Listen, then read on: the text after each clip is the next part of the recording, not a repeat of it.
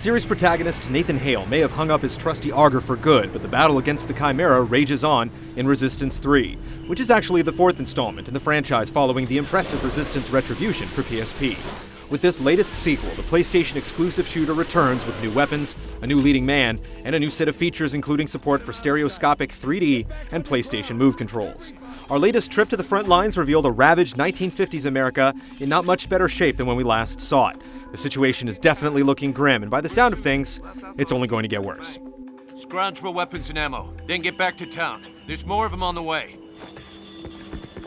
Despite the heroic efforts of the Sentinels, humanity's last few survivors have been forced into hiding as a growing Chimera threat sweeps the globe. Worse yet is that the explosion triggered at the end of the second game has triggered a wormhole overlooking New York City, threatening to end all life on the planet. Seeing opportunity in this time of crisis, a familiar face from the past appears with a risky plan to turn the tables in humanity's favor. Returning to the fray as Resistance 2 sidekick Joseph Capelli, it falls on you to make the perilous journey northeast and rid the states of their vile alien oppressors once and for all. From the game's new protagonist to the loss of some familiar features like regenerating health, initial impressions may paint the picture of a sequel far removed from series convention, but the heart of a true Resistance game still beats underneath. Like the diverse kit of futuristic alien and retro human tech, Resistance 3 plays off the notion of mixing the old with the new, to forge elements that head in interesting new directions.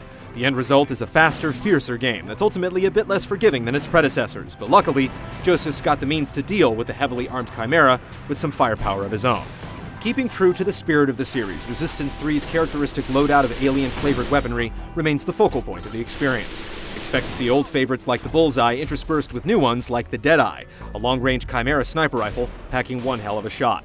A new focus on survival means that ammo is scarce, encouraging players to make the best out of each round, especially when it comes to managing the new alt-fire options on some guns. The deployable turrets from the marksman will definitely see some use in many of the hellish scenarios the game throws your way, but the more open-ended levels and a system that dynamically upgrades your weapons with each successive use, it's clear that Resistance 3 isn't about to play favorites with hard-set guns or tactics. While the long road to New York is paved with what looks to be one of the biggest campaigns in the series yet, the multiplayer, by contrast, seems determined to provide a more focused experience, capping headcounts at 16 players while nixing the separate 8-player co-op campaign featured in the second game for a 2-player story mode. Quantity isn't necessarily indicative of quality, so we'll have to wait and see if Resistance 3's leaner, meaner multiplayer, as well as its new customizable progression system, amounts to bigger fun in the end. Lock down your sights on game trailers in the coming weeks as we deliver further impressions, as well as the full review, early in September. All ready. Prepare